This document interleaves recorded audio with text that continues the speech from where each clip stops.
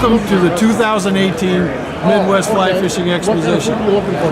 My name is Scott Freeberg. I'm the president of the Michigan Fly Fishing Club, and we are proud to sponsor this show. We've been putting this show on since 1975. This year we brought in Tom Rosenbauer, Blaine Chocolate. We have a number of other speakers that are here tonight giving seminars on various techniques and things that you use towards fly fishing. There's a lot of fly tying here. Right now inside the exposition hall we've got probably got 121 vendors.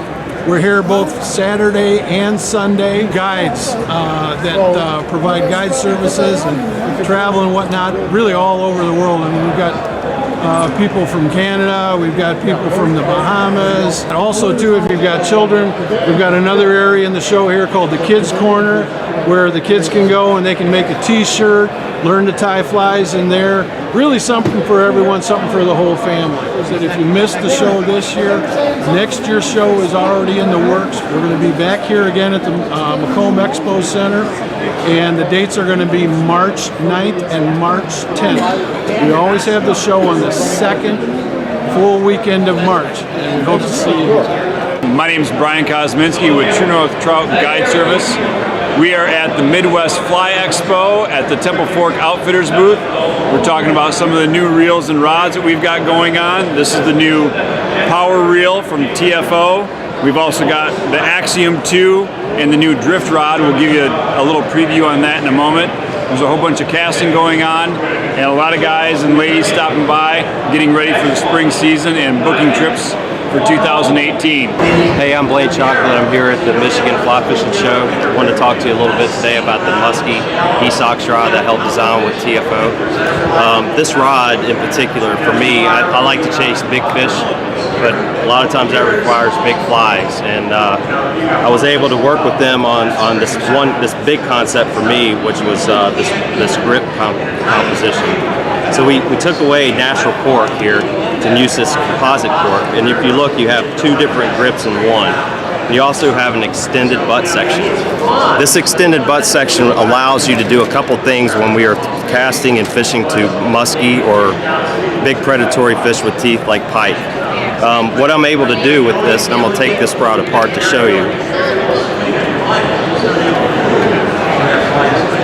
You're much stronger being able to pull a fly, especially a big fly, a fly that might be 10 or 12 inches long through the air. So being able to pin this rod up against your forearm, pulling that fly through the air on the back cast, reduces all the stress on your joints, your wrist, your elbow, and your shoulder, because everything is absorbed in a cast and being pulled just like this, back and forth. So coming back, it extends out, and by extending your arm out, what that does is that absorbs that shock or kick over from that large fly when it uncoils at the end. So if you cast normal like this, what happens with that kick over, it's absorbed through the rod and you feel it in your wrist. So by pulling it through the air and extending your arm, you're reducing that shock of that kick over with the fly. Also, the other reason this is extended out is we do a lot of figure 8 movements with this rod. So I'll hold it with my non-casting arm, and we do what we call stirring the pot, which you're able to manipulate the fly around the boat in a figure 8 movement or a big oval to try to induce a strike from a muskie. But this rod is just not a rod for muskies. In my opinion, this rod is really well equipped to be casting big flies to big striped bass on the East Coast, throwing big bunker flies, using this rod down in Guyana for arapaima, using this rod down in Brazil, which I just got back from a trip, casting big flies to peacock bass. This rod, it may be called E-Sox, but it's a big fly rod. And I highly recommend it. I think it's got all the components necessary for an enjoyable day on the water. Repetitive casting with these big flies, and the more progressive fast action rod that this is, instead of super fast, it's more progressive fast, which also helps absorb and allow us to feel these big flies, bend these things, and catapult these things out. I think faster action rods, what happens on a super fast action rod throughout the day is the faster the rod is, the more recoil you feel throughout the day, and what that'll do is it will also cause injury, not necessarily injury, but pain. So I think having a more progressive fast action rod with big flies helps absorb some of that shock. So I would always, if you were going to look, whether you buy one of these rods or some other company's rods, I would look more at a progressive fast than super fast for casting big flies. Do you think that it's primarily color choice or changing through color patterns every 15 minutes? I personally think, one, there's two ways of looking at it. For me, coming back from a beginner in fly fishing and learning based on nymph fishing for trout, mayflies, what I think, first off, movement gets the predatory fish to your offering. If they're not eating it, I start looking at ambient light. What are the conditions? Usually bright days, like they say, bright days, bright flies. But in my opinion, I think it's more movement. And then is it realistic enough? You know, super clear water, the longer the fish has to look at the fly, the more time they have to decide is it food or not. So I think if you get fish that are coming in and not eating, I would look at it, is it look natural enough to that fish? And that's why in my game changer styles, I have synthetic versions and I have impressionistic natural material versions. And I think the movement, and I use the natural materials a lot of times, which I call impressionistic flies. I use those when I need to get the fly down quicker, or if I need to be moving that fly faster, because the feathered changers in my mind move extremely well, but they don't look exactly like the real thing. What I think what will end up happening is if I go to some of these synthetic flies where I can color them up to match whatever type of bait, and this one doesn't necessarily match anything in particular, but I wanted to show this because and we caught a lot of peacock bass in the Amazon on this because this was a color pattern that was recommended as a baby peacock bass. Sure. So all these colors were to imitate that. So, but you can't achieve that same natural three-dimensional look using feathers and hair. You can get swimming action, but you're not going to get that realism. And that's where I go first. I think the movement of that fly gets that fish to it, and if they're turning off at the last second, it's usually saying, just like a brown trout in a slow-moving body of water on a mayfly. They come up to it, attention. profile silhouette, they're looking at it. Is it the color that I usually eat? Is it the exact size that I normally eat? And if it's not, they turn away. Same deal. And as a guide, my go-to, I love white because I can see white and the client can see white across the water. Yep. And a lot of what fish see is the belly, you know, so they see white. Exactly. Yeah. And I'm an olive or black. Yeah. You natural. know. So that's going contrast versus natural. So a lot of times fish are just, depending on where they attack it from, all they may see is profile from shadows. Right. Other times they may be at an angle where they're looking into the sun or out of the sun where they're going to see color better. And then that's where sometimes it's going to make a difference if the natural olives and stuff like that come into play. Gotcha. So ambient light, color, all that stuff comes into play with big predatory fish, but I think the most important part is movement. Alright, so today we're going to go ahead and tie a version of BFH Double Deceiver. It's a weighted version of your standard Double Deceiver, utilizing a fish skull from Flyman Fishing Company. This pattern, normal size, is about 5 inches, so it's a little smaller than your normal Double Deceiver style fly. Gives you a bit of the same action, but the weighted head breaks the surface tension of the water so the fly gets down quickly. So we're going to start off tying our thread mid-shank. On the rear hook. It's not very important on an articulated streamer usually where you start your fly or your thread on the back of the fly because you're going to cover it up with everything as you come forward.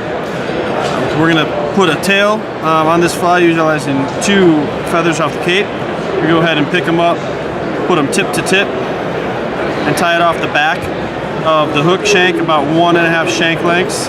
So I'll hold it in place and we're going to tie in side by side right down the top of the shank. So I'm going to trap those fibers with a couple of turns forward and back, and then work my way back to about where the thread hangs down at the hook point. I'll bring that thread forward to the eye, about 1 thread wrap back of the eye, and we're going to tie in bucktail as the primary thing for this bug. So when we're playing with bucktail, we're going to pull the fibers out so the hair tips are approximately equal. Then come in and pull out the longer fibers and the shorter fibers, leaving us with a group that's naturally tapered. We're going to take those and tie them in right at the eye of the hook, or just behind it. we're going to hold those out. We're going to follow the rule of halves. So when we hold this in to start building our taper, we want the hair to taper out halfway between the bend of the hook and the tip of the tail. We're going to hold that hair in place. 2 turns and tighten. Starts to flare that hair. 2 turns and tighten. 2 turns and tighten. And I'll come in, pull the butts up away from the eye, and carefully come in with the scissor points and clip those butt sections off. We're going to repeat that with our lighter belly color hair. So I'm going to come in again. I'm going to pull the hair up away from the center of the tail so it's approximately even. Come in and pull out any of the longer fibers. Pull out any of the shorter fibers. Leaves you with a bundle that's usually around 70% or so of what you cut off in the first place. We're going to measure out that hair so that it's just shorter than the chartreuse that we used on top. Butting my fingers right up against the eye of the hook is a measuring spot, so when I flip it over, tie it at the bottom, I can butt my fingers right up against it and I know I've got the right length. Again, 1, 2, tighten, 1, 2, tighten, 1, 2, tighten. And I'll go ahead and carefully trim those butt sections. Use your scissor point to close. You can use your scissors as a pick. Make sure that everything is where it's supposed to be on either side of the shank. We'll bring this back upright, and then we're going to use our ripple ice fiber. Now, ripple ice fiber can be a real pain to deal with. You want to always leave it in the package to make it easier to handle. So what I'll do is I'll pinch with my left hand, come in with the right, and lightly remove pressure on my left until I can start to pull those fibers out. I get a nice little bunch. I'm going to hold it in place just a little longer than the bucktail. Give myself a turn or two with thread, reverse it over itself, and trap it down, and that'll give us a nice bit of sparkle right over the top of the bucktail. So I'll come in right up to the eye, whip finish, and that's the back half of the fly.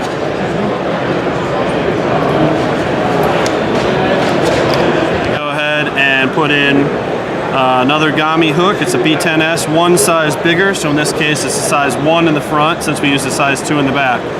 Where it doesn't matter where you start your thread on the back, on the front hook it does. We want to start right at the eye and stripe back to the rear tying point, which again is when your thread hangs about to the hook point on this style of hook. What we've done there is lay down essentially a ribbing that's going to allow friction between the wire that's metal and the shank that's metal, so that ribbing allows us to have something to grip these two together so they don't pull apart as easily.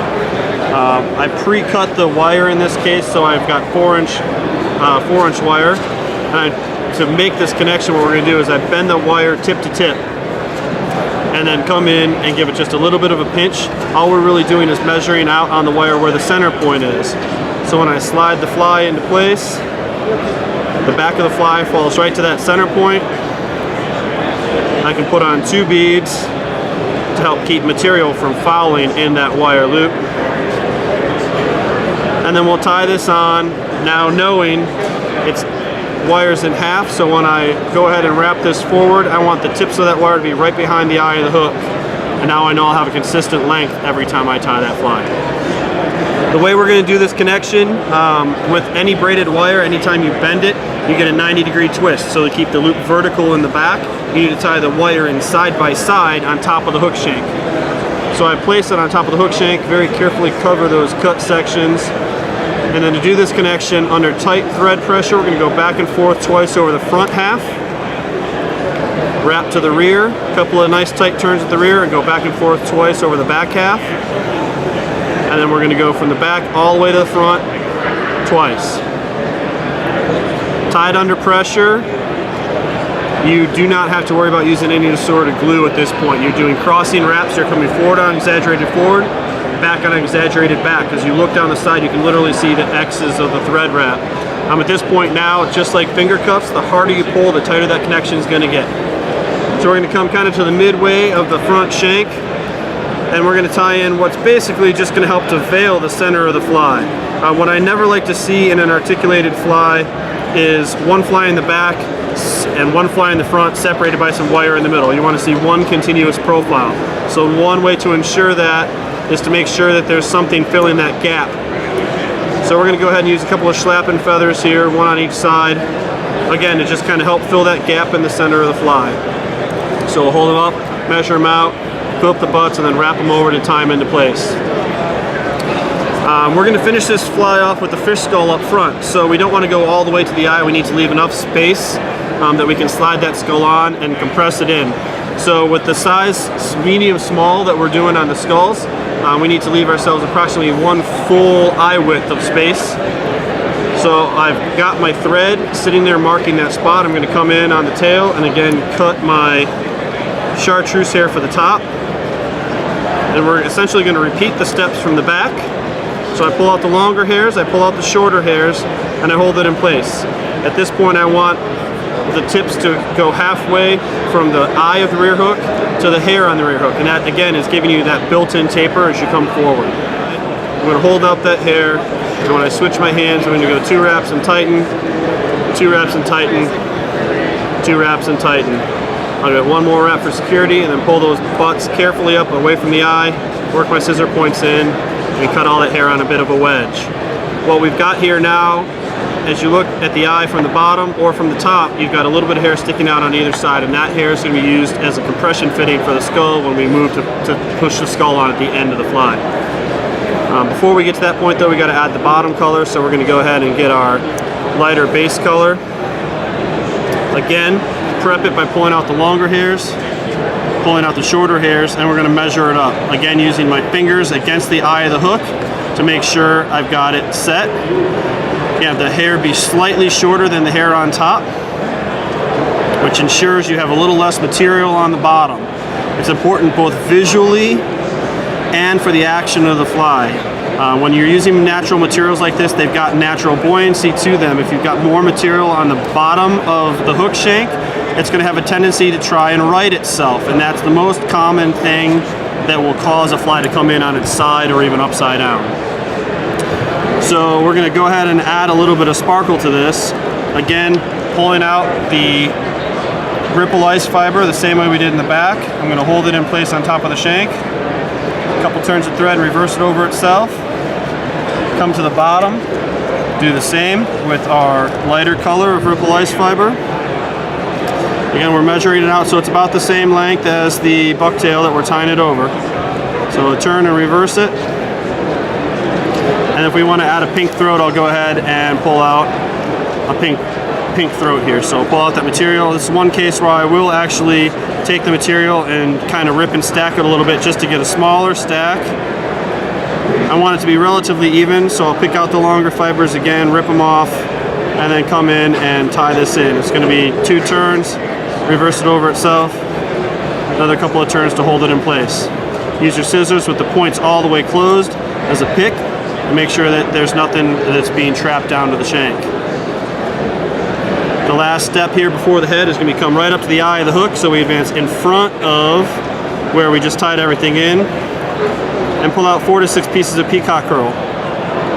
We'll lay that peacock curl right over the top, slightly longer than the bucktail, and tie it in with a couple nice tight wraps right at the eye. You know, you can see here how that peacock curl is in front of everything that we just tied in. The reason we're doing this peacock curl is twofold. One, it's going to ensure that the fly's got a dark back, and 2 is when we tie on utilizing these fish skulls, there's a gutter on the top of the skull, and you need something that's going to come up and fill that space, otherwise you got an open blank area. So I'm going to start to slide that head on, pull all the materials back out of the way, and you get to the point where the eye starts to be exposed. As long as you can get the eye partially exposed, at this point you can use your whip finisher, slide it up through the eye of the hook, lever that head back to give yourself the space you need. To finish this off, we're going to go ahead and glue the head on. So what we're going to do here is I'm going to sew all the materials back out of the way with my finger and my thumb right at the back edge of the skull, gripping all the material and the shank of the hook. I can slide the head off without moving my fingers. I can go ahead and put a bit of glue around the side and top of the eye of the hook, right behind the eye of the hook. Then I can take that head and in one motion without stopping, push it back until the back of the skull touches my fingers. That way I know the eye is exposed. Hold it there for a couple of seconds to let that glue fuse. And then when you remove it, now you can see you've got a nice open eye on your fly. So the last step is to go ahead and glue the eyes into the recesses here. So we're going to put just a small dot of glue in the recess on each side. And then we're going to use the eyes that come with the heads. Take one eye and put it on one side, and when I lay it down, I'll lay it one edge and roll it back. Again, that's ideally rolling the glue away from your fingers. Place the eye on the second side, again, edge, and then rolling it back. And I'll grab those and hold it together. So then the last thing you need to do on these is now remove your fingers from the head without weakening the bond of the glue to the eyes. So the worst thing you can ever do when you glue eyes on, you're holding them and then just set it down and let go. What you want to do every time you utilize Loctite gel or any other adhesive to glue these eyes on, you want to take your fingers, rotate 90 degrees in your hand, and then you can go ahead and let go. What you're doing when you do that is it shears any glue that came out and stuck to your fingers. You're shearing that bond as opposed to pulling straight apart and potentially weakening that bond. So in the long run, by turning it 90 degrees, you're shearing all that glue, then you can let go and you know you've got the strongest bond possible. And that is your BFH double deceiver.